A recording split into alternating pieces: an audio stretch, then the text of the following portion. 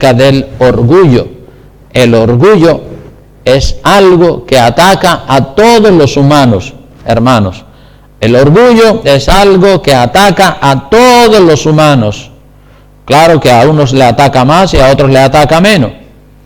Pero el orgullo entra en el corazón del hombre casi sin darnos cuenta.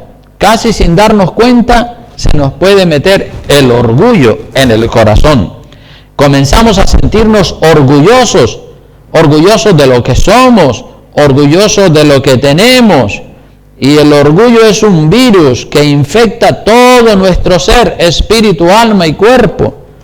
Repito, el orgullo es un virus que infecta todo nuestro ser, espíritu, alma y cuerpo. Si nosotros no detectamos el orgullo a tiempo y lo paramos, será mortal para nuestro cristianismo, para nuestra vida. Hay que pararlo, hay que detenerlo. El orgullo es como un cáncer. El orgullo es como un cáncer. Si lo coges a tiempo y lo tratas con la quimioterapia, acabas con ese cáncer. Pero si no le pones cuidado y lo dejas crecer en tu corazón, cuando lo vayas a tratar será demasiado tarde y habrá acabado con tu vida. El orgullo, hermanos, entra primero en el corazón. El orgullo entra primero en el corazón. Por eso es que la Biblia dice en el libro de Proverbios capítulo 4, sigan conmigo el curso de los textos bíblicos que les estoy citando, capítulo 4, versículo 23 del libro de Proverbios, dice: sobre toda cosa guardada, guarda ¿qué cosa? ¿Guarda qué cosa? ¿Están ahí? ¿No están ahí? ¿Guarda qué cosa? Tu corazón. Sobre toda cosa guardada, guarda tu corazón, porque de él, ¿qué dice la Biblia? Mana la vida, del corazón mana la vida. Aleluya. Entonces guardemos el corazón del orgullo y de todo lo malo, porque del corazón mana la vida. Dice el verso 24, aparta de ti la perversidad de la boca y aleja de ti la iniquidad de los labios, es decir, la murmuración. Tus ojos miren lo recto y diríjanse tus párpados hacia lo que tienes delante. Examina la senda de tus pies y todos tus caminos sean, como dice, rectos. No te desvíes a la derecha ni a la izquierda. Aparta tu pie, ¿de dónde? Del mal. O sea que tenemos que examinar nuestra vida, examinar nuestro corazón, hacer un examen extenso. Saben ustedes que todas las personas, cuando pasan ya en mi caso, que ya paso de los 60 años, pues el médico dice cada 6 meses tiene que hacerse una revisión para ver cómo está. Aunque no esté enfermo, tiene que venir para hacerse una revisión. Es como los coches, ¿verdad? Los coches, cuando pasan de determinada cantidad de años, hay que llevarlos todos los años a pasar el ITV, a ver cómo tiene las luces, los frenos y a ver cómo funciona ese coche. Y si está mal, te lo suspenden y tienes que repararlo para que el coche esté en perfectas condiciones.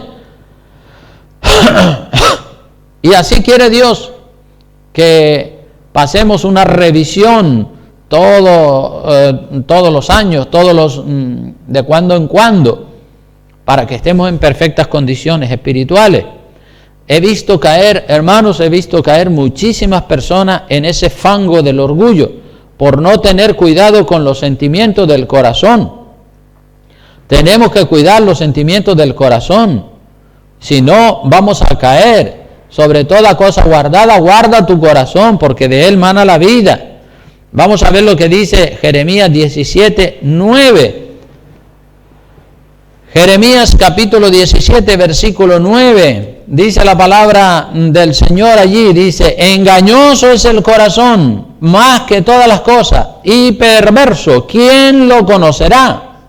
Es decir, no te fíes de tu corazón, controla tu corazón, guarda tu corazón, porque tu corazón es engañoso y te hace creer cosas que no son ciertas.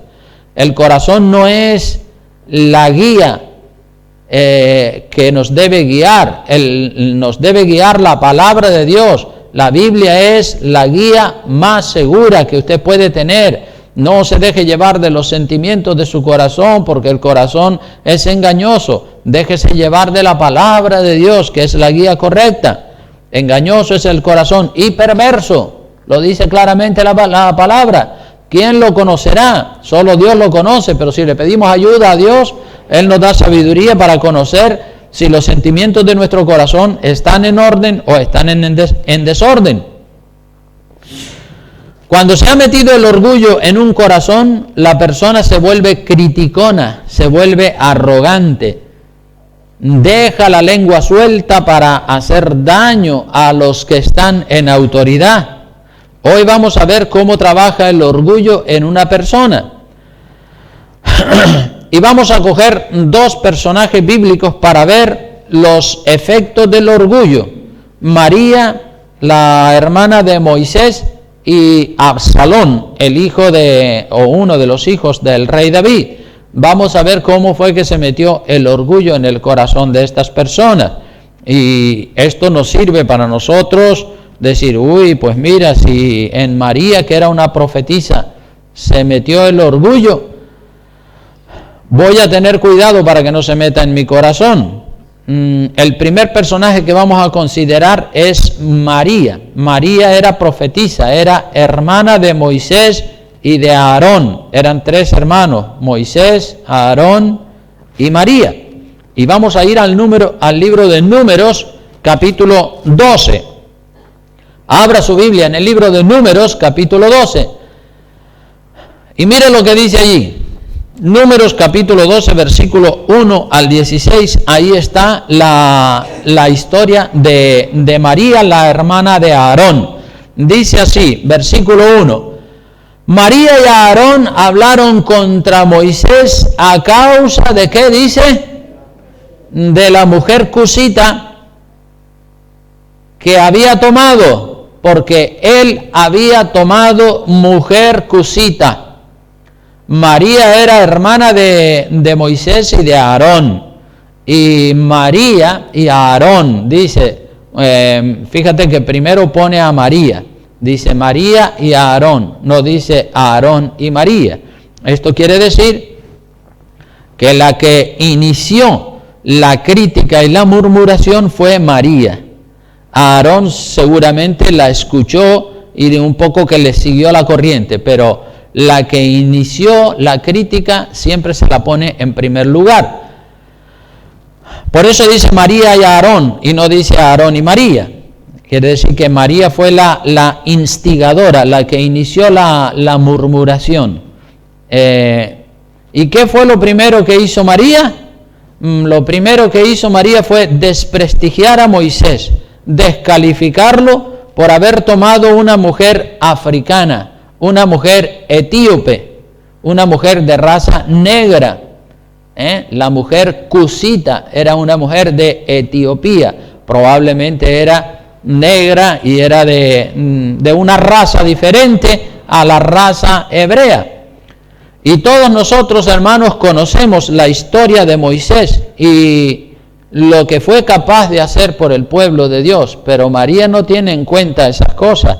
María solamente está viendo los defectos de su hermano Moisés. ¿Por qué no se casó con una mujer hebrea? ¿Por qué se fue a casar con la mujer etíope, con la negra esta? María era racista y la está despreciando. Pero María no había tenido en cuenta las circunstancias en las que vivió Moisés. Ustedes y yo sabemos que Moisés se crió en el palacio del faraón. Vamos a ir, por ejemplo, al libro de Hebreos, sin perder el libro de Números. Vamos a ir al libro de Hebreos, capítulo 11, versículo 23. Hebreos, capítulo 11, versículo 23. Moisés está ahí, entre los héroes de la fe. Hebreos, capítulo 11, versículo 23, dice la palabra: por la fe Moisés, cuando nació, fue escondido por sus padres por 3 meses, cuando era un bebé, porque le vieron niño hermoso y no temieron el decreto del rey. Es decir, no les importó que había un decreto de que había que matar a todos los niños. Entonces lo escondieron, y ustedes saben la historia, lo pusieron en una arquilla de juncos y lo echaron en el río, y el río lo fue llevando hasta que lo cogió la hija del rey, y Moisés fue adoptado por la hija del rey, se crió de niño en el palacio de Faraón. Pero después, cuando Moisés creció, se dio cuenta que él no era un egipcio, sino que él era un niño de los esclavos hebreos. Dice por eso en el verso 24, por la fe Moisés, hecho ya grande, dice, rehusó llamarse hijo de la hija de Faraón. Es decir, Moisés dijo, no, si yo soy un hijo de los esclavos hebreos, me voy a identificar con ellos, me voy a ir con ellos. No me importa perder todo el esplendor, la buena comida, las mujeres, el oro, las riquezas del palacio de Faraón. Esto para mí no sirve nada. Yo quiero ser fiel a mis raíces. Y si yo soy un hebreo, pues me voy a identificar con los hebreos. Por eso dice, rehusó llamarse hijo de la hija de Faraón. O sea que Moisés podía haber sido el nuevo faraón de Egipto.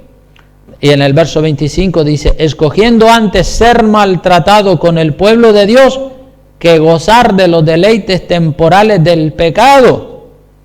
O sea que dejó los deleites temporales del pecado, las bellas mujeres del palacio de Faraón, dejó la riqueza, el oro, la buena comida y toda la gente que tenía a su servicio, para convertirse en un esclavo hebreo. Verso 26 dice, teniendo por mayores riquezas el vituperio de Cristo que los tesoros de los egipcios, porque tenía puesta su mirada o la mirada en el galardón, en el reino de los cielos. Y sigue diciendo, por la fe, verso 27, dejó a Egipto, no temiendo la ira del rey, porque se sostuvo como viendo al invisible. Es decir, Moisés, cuando se da cuenta que él es hijo de un matrimonio de esclavos hebreos, él abandona el palacio, renuncia a toda esa gloria, esplendor y riquezas, y Moisés se identifica con los esclavos hebreos. Y un egipcio estaba maltratando a un esclavo hebreo, y Moisés se puso a favor del esclavo hebreo, mató al egipcio, y cuando se enteró y cuando el rumor llegó al palacio de Faraón de que Moisés había matado a un egipcio, lo persiguieron para matarlo y Moisés tuvo que huir. Fíjense todo lo que sufrió el pobre Moisés, tuvo que huir de Egipto para salvar su vida. Entonces huyó y se fue lejos, huyendo para salvar su vida. Y en esa distancia, cerca del monte Sinaí, allí se dedicó a criar y a cuidar ovejas, las ovejas de Jetro, suegro de Moisés, porque después se casó con una de las hijas de Jetro, con Séfora. Algunos dicen que después Séfora se murió y Moisés se volvió a casar con otra mujer que no era descendiente del pueblo de Israel. Pero bueno, lo cierto es que él tuvo que hacer esto porque al no vivir en Egipto, donde estaba toda su ascendencia y donde estaba todo su pueblo, pues tuvo que casarse con una mujer que no era de la raza hebrea. Así que Moisés vive lejos de su pueblo y por lo tanto no podía casarse con una mujer de raza hebrea. Era lógico que se casara con otra mujer y había que entender las circunstancias especiales en las que a Moisés le tocó vivir. Pero a María, la hermana de Moisés, no le importaban las circunstancias difíciles que pasó Moisés. Ella está criticando a Moisés porque a ella no le cae bien su cuñada, es decir, la esposa de Moisés no le cae bien. Y como no le cae bien porque es de otra raza, probablemente el color de la piel era diferente, como no le cae bien, pues María se vuelve una mujer racista desprecia a Moisés por haberse casado con una mujer pagana, y María le está perdiendo el respeto a su hermano Moisés, a pesar de que ha sido Dios el que lo ha elegido a él para que él sacara al pueblo de Israel de Egipto. Así que María le está perdiendo el respeto a su hermano Moisés. El primer paso del orgullo es desprestigiar a la persona que está en autoridad, es descalificar, murmurar contra su hermano Moisés y sacar a la luz todas las cosas que no le gustan de Moisés. Eso es lo que hace María, y eso es lo que hacen muchas personas cuando se enojan y se van de la iglesia. Enseguida empiezan a decir, no, porque el pastor esto, aquello, lo otro, tal cual. Empiezan a criticar, empiezan a murmurar, empiezan a desprestigiar a la persona que está ejerciendo la autoridad. Y eso es lo que hace María. Mira lo que dice el verso 1 del capítulo 12 del libro de Hebreos. Dice, María y Aarón hablaron contra Moisés a causa de la mujer cusita que había tomado, porque él había tomado mujer cusita, es decir, una mujer etíope de un país de África que probablemente era negra. Y como María pues no simpatizaba con la mujer de su hermano Moisés, ya empieza a criticar al pobre Moisés. Eso ya es que el orgullo le está entrando a María. Es el primer paso, criticar lo que no le gusta del líder.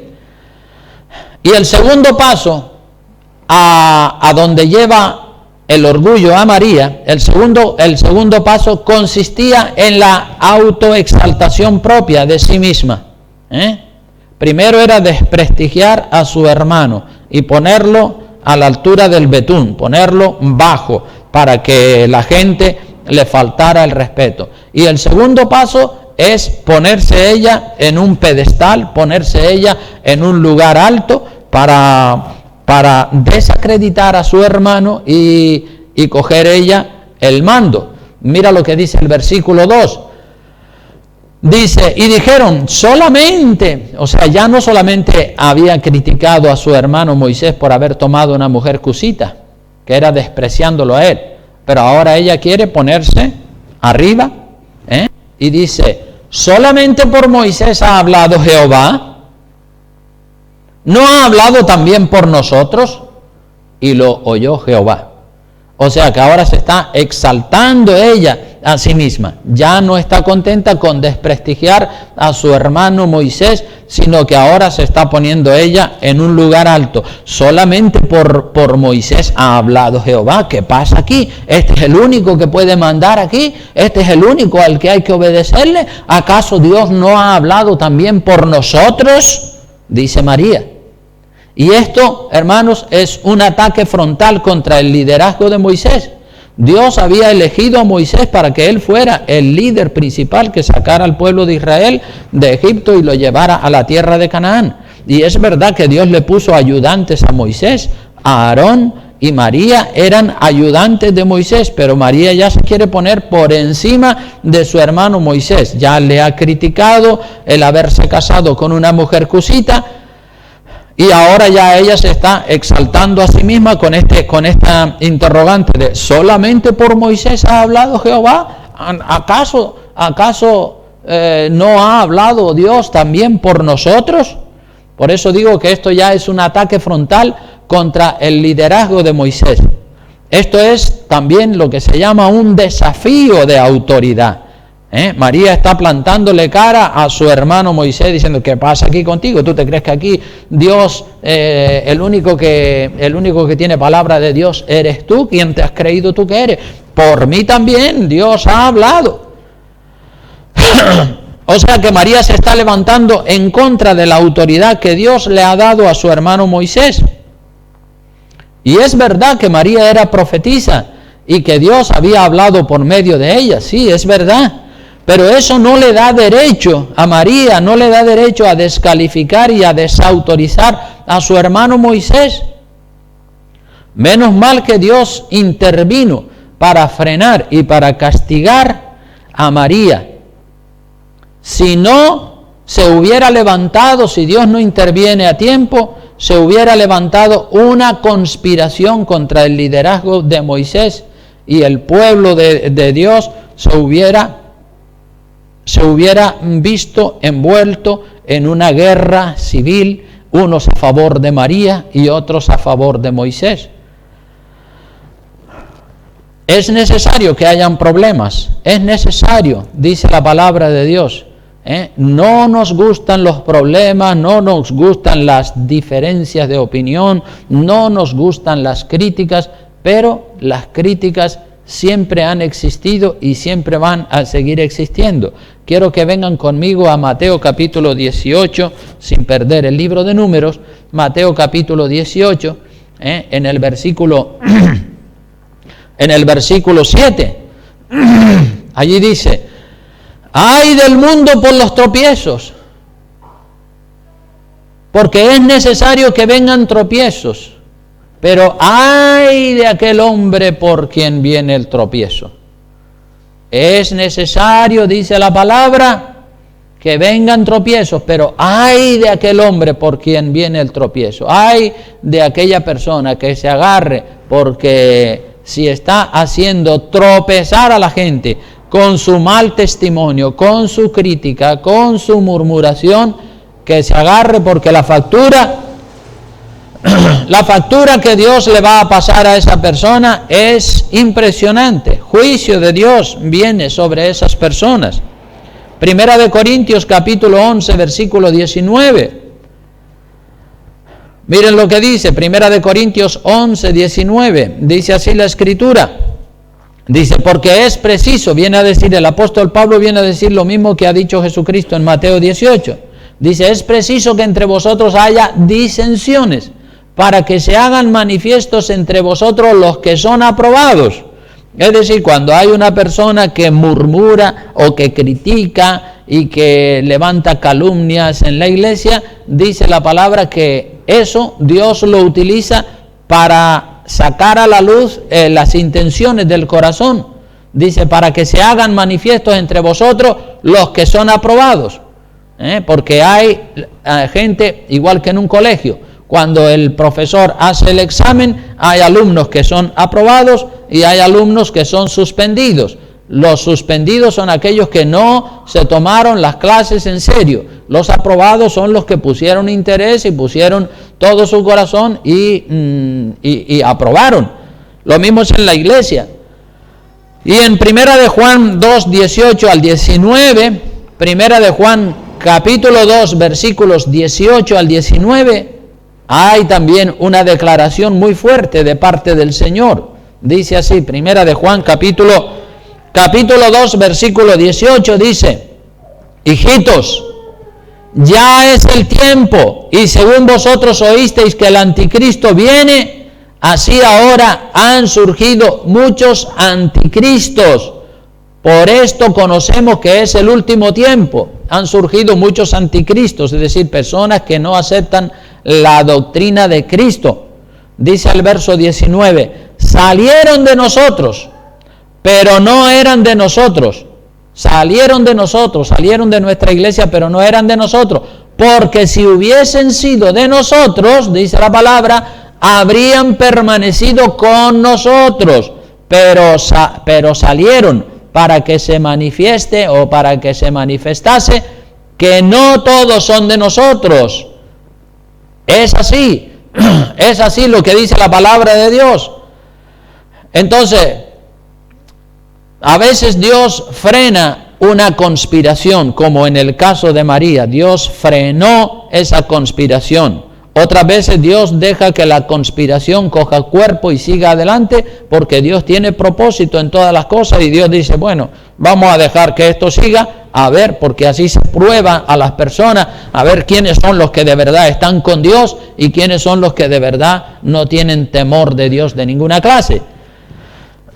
Entonces seguimos mirando qué pasó con María y Aarón. Dice la palabra, volviendo otra vez a Números, capítulo 12, dice, y lo oyó Jehová, es decir, el último versículo, el versículo 2 al final dice, y lo oyó Jehová, es decir, Dios oyó la murmuración, el desprestigio que María estaba lanzando contra su hermano Moisés por la mujer cusita que había tomado, y también Dios oyó a María por ese orgullito que se le había metido en el corazón, diciendo, pero bueno, yo también soy una profeta del Señor. ¿Acaso Dios ha hablado solamente por Moisés?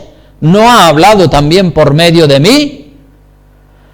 Y dice el verso 3, dice, y aquel varón, Moisés, era muy manso, más que todos los hombres que había sobre la tierra. Fíjate lo que Dios dice acerca de Moisés. Dice, ese hombre era manso, era humilde. Cristo dijo, aprended de mí que soy, ¿cómo dice?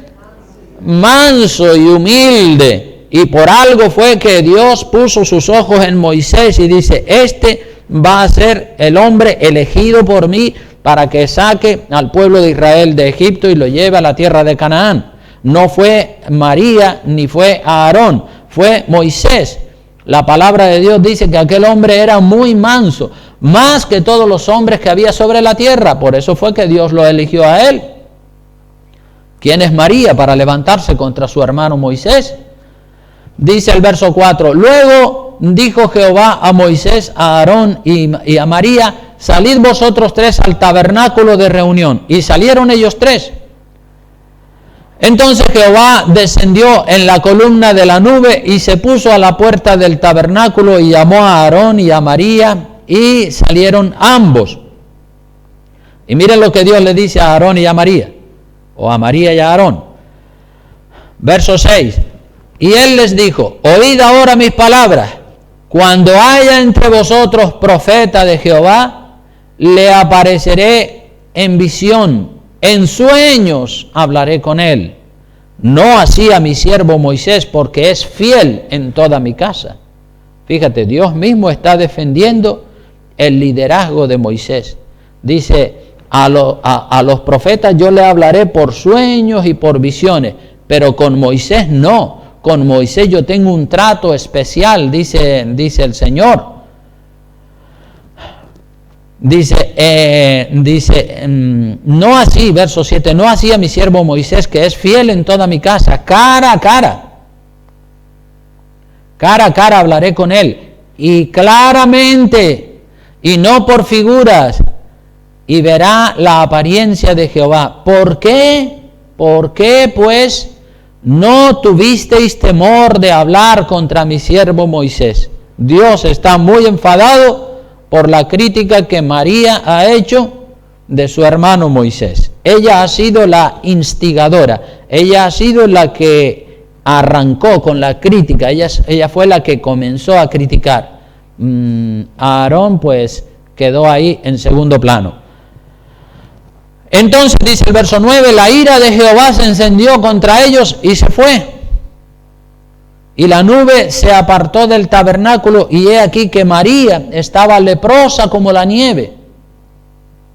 Y miró a Aarón a María, y he aquí que estaba leprosa.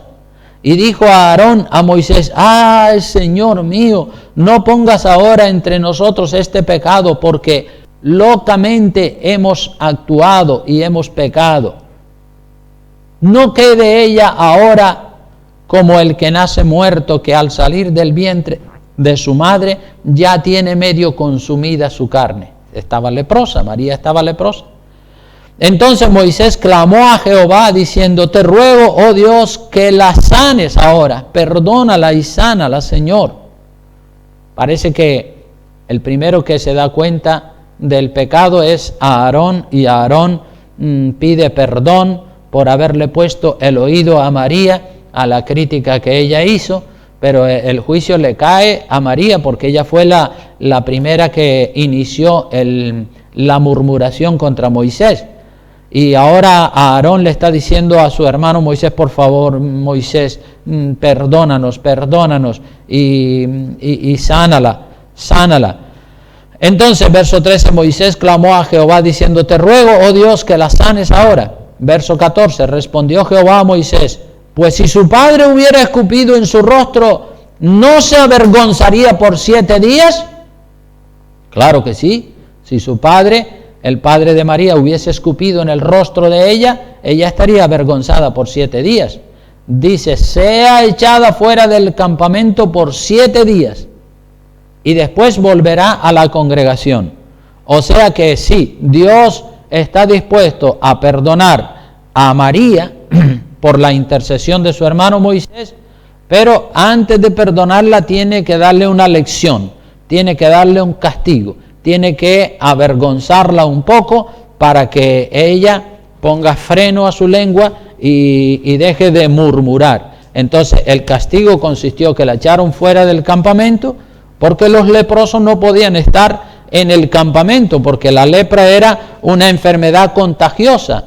Entonces tenían que echarla fuera del campamento, que estuviera lejos, para que no tuviera contacto con nadie y no contagiara su lepra a otras personas. La lepra es tipo del pecado también. Así que María fue echada fuera del campamento y estuvo una semana enterita solita por ahí en el campo, sufriendo las consecuencias de su pecado de murmuración. Lo dice el verso 15, así María fue echada del campamento 7 días y el pueblo no pasó adelante hasta que se reunió María con ellos. Después el pueblo partió de Hazerot y acamparon en el desierto de Parán. Es decir, el pueblo se tuvo que quedar quieto en aquel lugar, porque saben ustedes que estaban caminando en dirección a la tierra de Canaán, pero ahora el pueblo tuvo que quedarse quieto, acampado una semana en aquel lugar por culpa de María. Ella fue echada fuera del campamento y hasta que ella no cumplió los 7 días, no pudo volver al campamento. Cuando regresó ya Dios la había sanado, pero el pecado de María hizo que el pueblo se frenara y no siguiera caminando. Estuvieron una semana acampados por el pecado de María. Entonces vemos los efectos del orgullo. Los efectos del orgullo en este caso, 7 días de castigo para María, y eso porque Moisés intercedió, porque si no, a lo mejor el castigo hubiera sido mayor. Y aparte de los 7 días de castigo que se llevó María, también el pueblo estuvo detenido, dejaron de caminar y por una semana estuvieron detenidos. O sea que eso también, el pecado de una persona frena el avance de la iglesia, frena el avance o el crecimiento de la obra del Señor. Entonces, hermanos, estamos viendo aquí el orgullo, la murmuración de María. Y el otro personaje orgulloso y arrogante es Absalón, el hijo del rey David. Vamos a ir al segundo libro de Samuel, en el capítulo 15, y vamos a ver unos fragmentos, porque la vida de Absalón es un poco más larga y no la vamos a ver toda, pero sí vamos a ver unos fragmentos de la vida de Absalón, capítulo 15 de segunda de Samuel. Este Absalón era uno de los hijos del rey David. El rey David tenía muchísimos hijos, pero este Absalón era un personaje muy orgulloso. Era un tipo corpulento, alto, hermoso, de buen parecer, con su larga cabellera. Era inteligente, era ambicioso, era astuto. Él era el hijo del rey, era un príncipe y por tanto era muy ostentoso. Tenía sus caballos y sus carros y le gustaba exhibirse y pasar como una exhalación por la plaza principal para que todo el mundo dijera: ¡oh, el príncipe Absalón! ¡Oh, qué hombre, qué fuerte, qué valiente! Mira sus carros. Vamos a ver segundo de Samuel, capítulo 15, a ver qué dice la palabra. Dice: aconteció después de esto que Absalón se hizo de carros y caballos y 50 hombres que corriesen delante de él. Fíjate, 50 hombres que corriesen delante de él. Absalón es un tipo orgulloso. Él quiere exhibirse, él quiere presumir, porque es realmente muy presumido. Dice que se hizo de 50 carros y hombres que corriesen delante de él. y él allí detrás de los hombres o a veces delante, y un espectáculo. Cuando pasaba el príncipe Absalón con sus hombres de guerra detrás y delante de él, todo el mundo decía: el príncipe, qué hombre ese, mira qué caballos, mira qué carros, tiene los mejores soldados a su lado. Era ostentoso. Él quería impresionar a los ciudadanos con sus carros, con sus caballos. Hoy en día la gente, especialmente esos predicadores que predican la prosperidad, quieren impresionar a sus seguidores porque tienen a lo mejor una limusina. Y viene el predicador, viene en una limusina o viene en un Rolls Royce, es decir, un coche carísimo que vale muchos millones de euros, o viene en un jet privado o en un helicóptero privado. Y entonces la gente, y empiezan a exaltar al hombre. En lugar de exaltar a Dios, exaltan al hombre, porque el hombre quiere impresionar, quiere con su espíritu de ostentación, pues quiere dar apariencia de que es una persona muy importante. No le gustan las cosas sencillas, un cochito sencillo o viajar a lo mejor en un avión de línea. No, tienen que tener un jet privado para ellos, o tienen que tener una limusina, o tienen que tener un helicóptero, tienen que tener algo para llamar la atención. Y eso era lo que hacía Absalón. Dice: se hizo de carros, caballos y 50 hombres que corriesen delante de él. El versículo 2 dice: y se levantaba Absalón de mañana y se ponía a un lado del camino junto a la puerta, y a cualquiera que tenía pleito y venía al rey a juicio, Absalón le llamaba y le decía: ¿de qué ciudad eres? Y él respondía: tu siervo es de una de las tribus de Israel. O sea que aquí el príncipe Absalón se está interesando por la gente, pero no porque a él le importara la gente, a él le daba lo mismo la gente. Lo que pasa es que él quería robarle el corazón a la gente, y cuando alguien venía a consultar o a traer un asunto al rey, él interfería en el camino y le decía: ¿y de dónde vienes? ¿Y cuál es tu problema? ¿Y qué es lo que te pasó? Y la persona le contaba y Absalón le ponía oído, pero era para robarle el corazón. Esa era la verdadera intencionalidad que tenía Absalón. Absalón está cocinando, preparando una conspiración para darle un golpe mortal a su padre y cortarle la cabeza a su padre. Y mira lo que hacía, Primero era ostentoso. El orgullo es ostentoso, ¿verdad? La persona orgullosa quiere aparentar: mira lo que tengo, mira qué coche, mira qué casa, mira qué helicóptero, mira qué jet privado tengo, mira qué ropa más cara, yo soy el más listo, yo soy el más sabio. Y eso hacía Absalón. Se levantaba de mañana y se ponía al lado del camino junto a la puerta, y a cualquiera que tenía pleito y venía al rey a juicio, Absalón le llamaba y le decía: ¿de qué ciudad eres? Y él respondía: tu siervo es de una de las tribus de Israel. Entonces, verso 3, Absalón le decía: mira, tus palabras son buenas y justas, mas no tienes quien te oiga de parte del rey.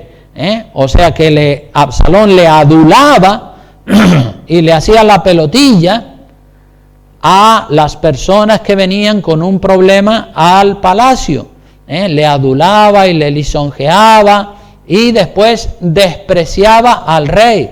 Dice: no tienes quien te oiga de parte del rey. El rey no te hace caso. Ese rey está metido en su mundo y encerrado en una burbuja. No, lo mismo que hacía María, ¿me entiende? María está despreciando a su hermano Moisés. Mira, ¿a quién se le ocurre casarse con esa mujer cusita? Y así está haciendo este personaje. Absalón está despreciando a su padre, al rey. No tienes quien te oiga de parte del rey. El verso 4 dice: y decía Absalón: ¿quién me pusiera por juez en la tierra, para que viniesen a mí todos los que tienen pleito o negocio, que yo les haría justicia? Él quiere ya él se está proponiendo, ya él se está ofreciendo como el futuro rey. Ya él está diciendo, no, ese rey viejo, eso ya está caduco, si yo fuera el nuevo rey, las cosas serían de otra manera, todo saldría bien, no habría ningún problema, pero mira tú, el problema que tienes es que ya el rey no te va a poner asunto a ti. Entonces, claro, así no puede prosperar el país. Y ya él se proponía, ¿quién me pusiera? Si yo fuera el rey, las cosas serían diferentes. Empieza a exaltarse a sí mismo, lo que hizo María, igualito que lo que hizo María.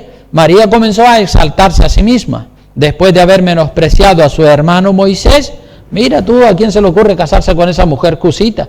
Ya ella dice, no, pero yo también soy profeta de Dios. ¿Acaso Dios ha hablado solamente por Moisés? ¿No ha hablado también por mí? O sea que yo aquí también tengo voz y voto, yo aquí también soy una mujer importante. Absalón era astuto y sabía de qué manera robar el corazón del pueblo con la crítica al rey y proponiéndose a sí mismo para ser el nuevo rey.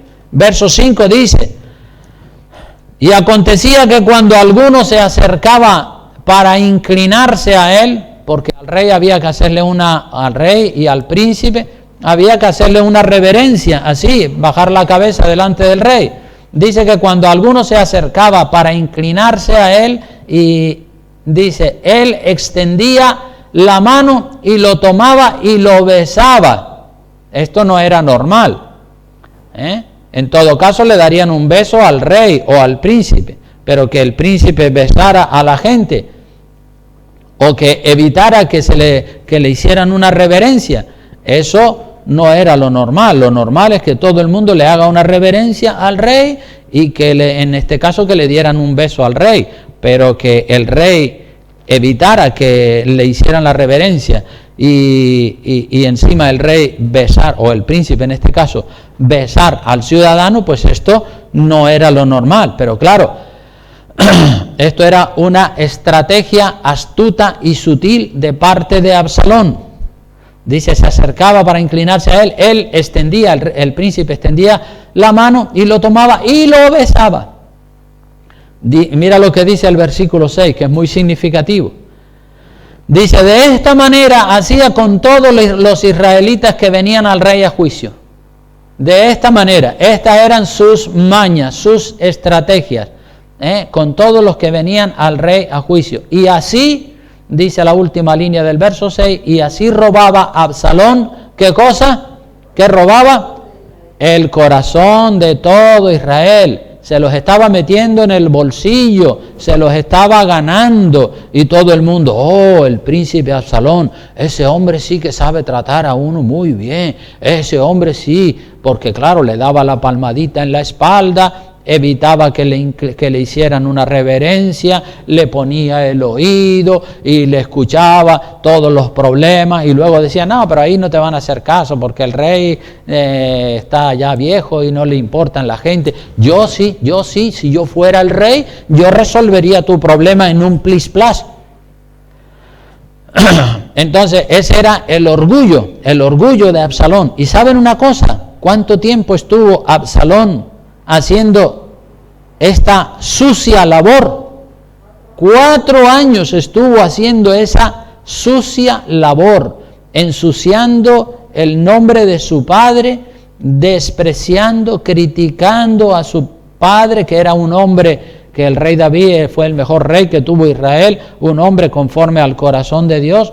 Dice el verso 7, dice, al cabo de 4 años, o sea que fíjate, 4 años seduciendo al pueblo, 4 años adulando al pueblo, 4 años diciéndole a la gente, yo te resolvería el problema, yo te lo resolvería todo en un momento, pero claro, este rey ya está viejo, este rey no te va a resolver nada. 4 años, al cabo de 4 años aconteció que Absalón dijo al rey, fíjate, dice, yo te ruego que me permitas que vaya a Hebrón a pagar mi voto que he prometido a Jehová. Tenía una promesa hecha a Jehová y tenía que ir a Hebrón a pagar esa promesa. pero no era pagar la promesa. La promesa era un pretexto, una excusa. Él lo que quería era ir a Hebrón para proclamarse rey en Hebrón y luego con todo el pueblo venir y matar al rey David. El rey David no se había dado cuenta de esa estrategia que estaba plantando su hijo. Dice el verso 8, porque tu siervo hizo voto cuando estaba en Jesús, en Siria, diciendo, si Jehová me hiciere volver a Jerusalén, yo serviré a Jehová. Y el rey le dijo, ve en paz, hombre, ve tranquilo, sí, ofrece tu promesa, ve en paz. Y él se levantó y fue a Hebrón. Entonces, verso 10, envió Absalón mensajeros por todas las tribus de Israel, diciendo, cuando oigáis el sonido de la trompeta, diréis, Absalón reina en Hebrón, Absalón reina en Hebrón. Esa era la señal, porque él ya tenía la conspiración, la tenía bien preparada para darle el golpe mortal a su padre.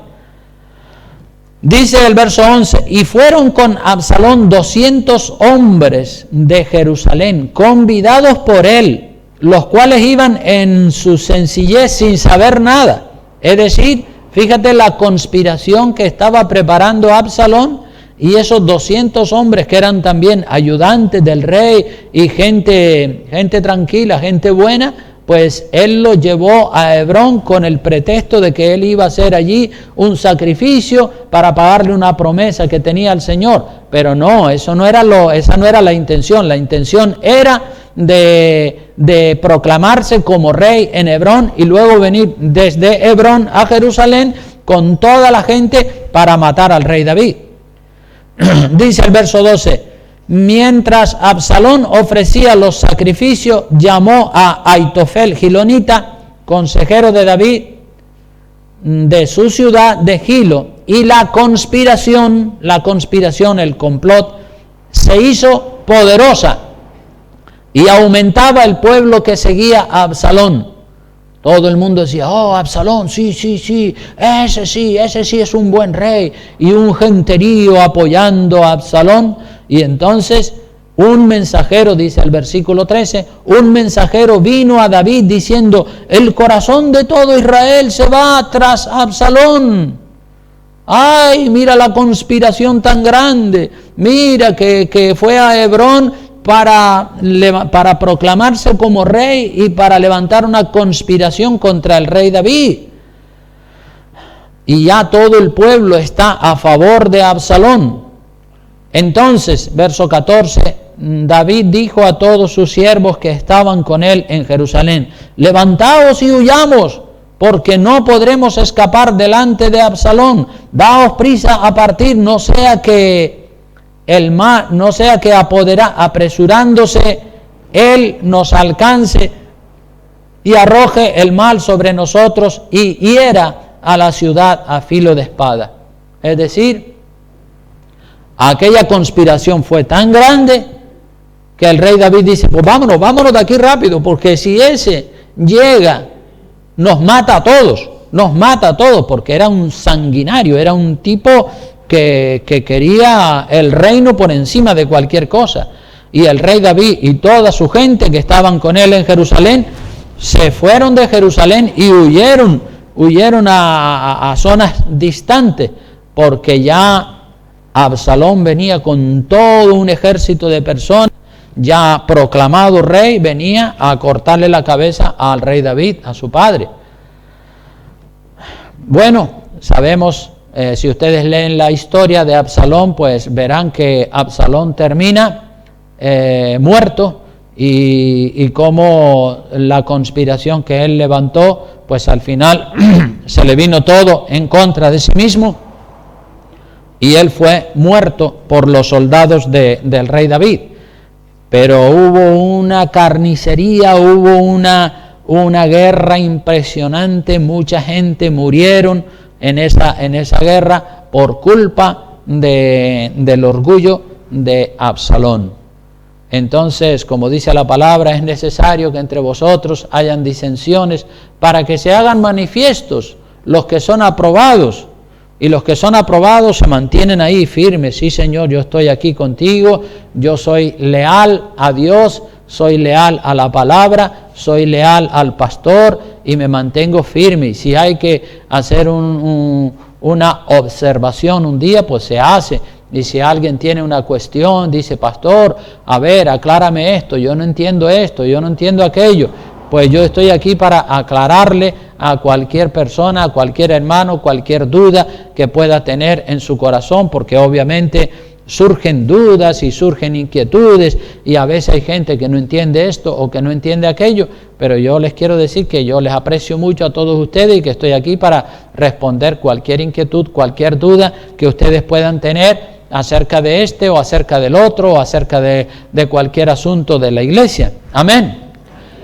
Pues vamos a inclinar el rostro y vamos a orar dándole gracias a Dios en este precioso momento y